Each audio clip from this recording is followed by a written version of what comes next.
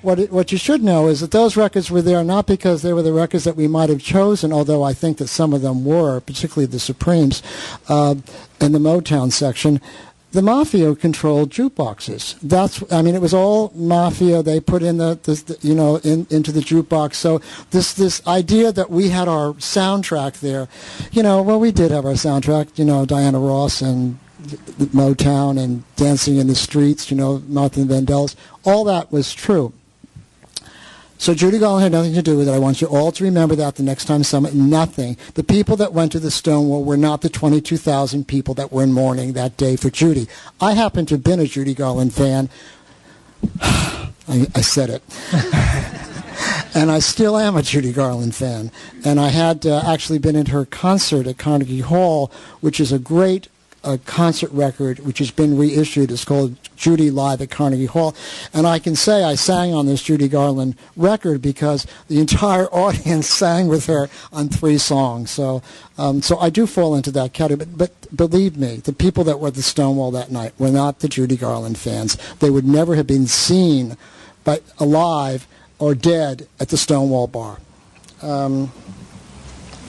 Are you coming from Max's that night? No, I wasn't coming from Max's, but I'd like to. I could say that, but actually, I was coming from working. I worked at Columbia Records. I'd gotten a job through Al Cooper, who had become the house producer at Columbia, and he called me up one day. We were friends from the music world in the '60s, and he said, "I can't. There's no one here I can talk to.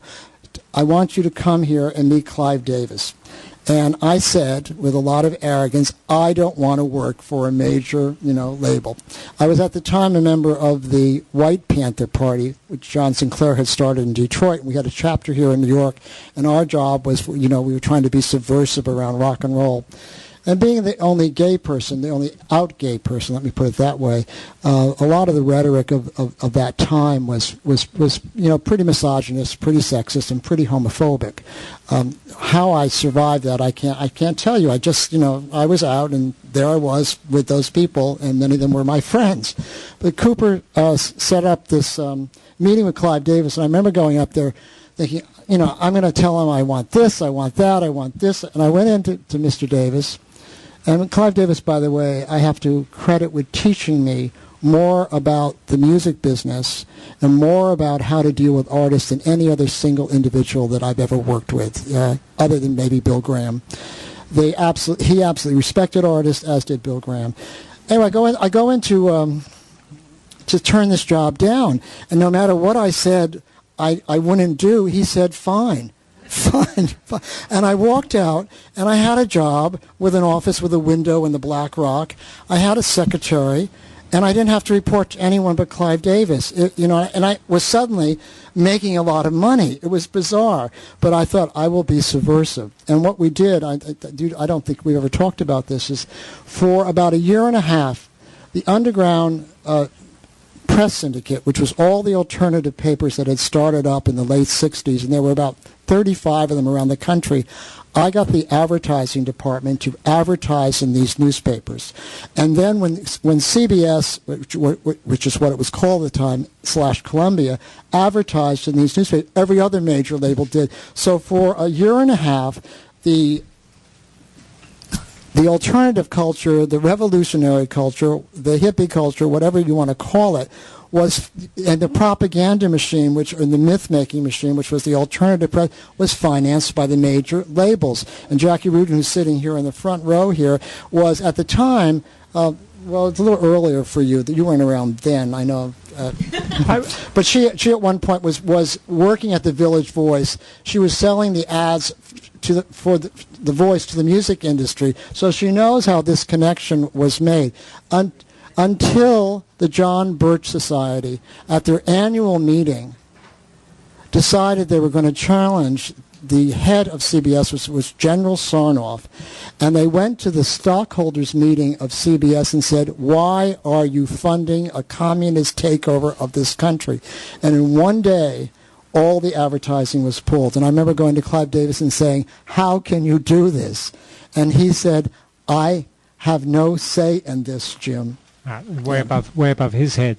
So, I'd spent a fair bit of time going through the back issues of particularly the East Village Other of the New York Public Library, and I could see actually how the major labels did start advertise there. But I want to say there's not much about the major labels in the book. I mean, they're there. There's a lot more about the independent labels, with really the exception of Bob Dylan, who is the exception that otherwise proves the rule. Bob Dylan is the only person who came to New York City and kind of signed to a record label within 8 months. Everybody else went through this period of being on independent labels, and generally speaking, when the major label buys into an artist, that's when the story kind of becomes more mainstream. And for a lot of my book, when I move out of it, but picking up one of these, there's so many different things that you were involved in, Jim. There's the start of the hippie movement here. We skipped the Yippies, which you were a founder of. We got into the Stonewall part of it.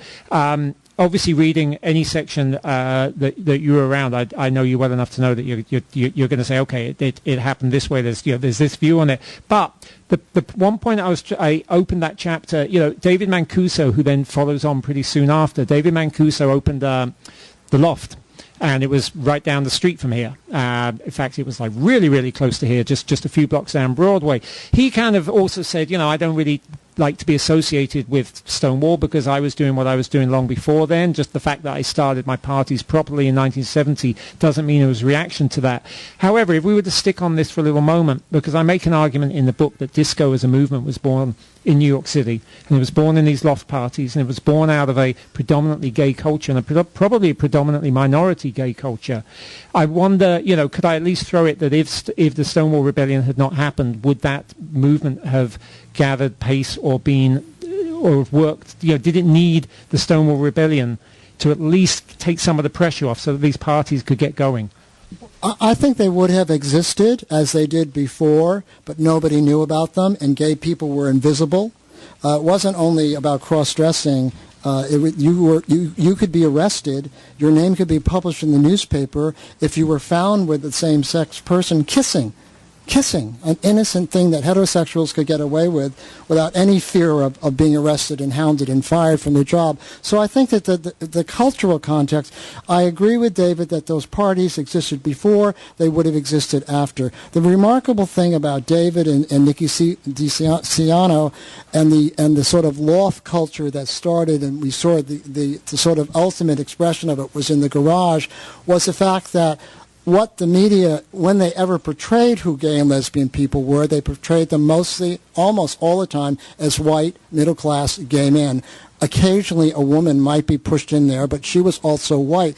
You never saw the absolute diversity and complexion of the gay and lesbian community.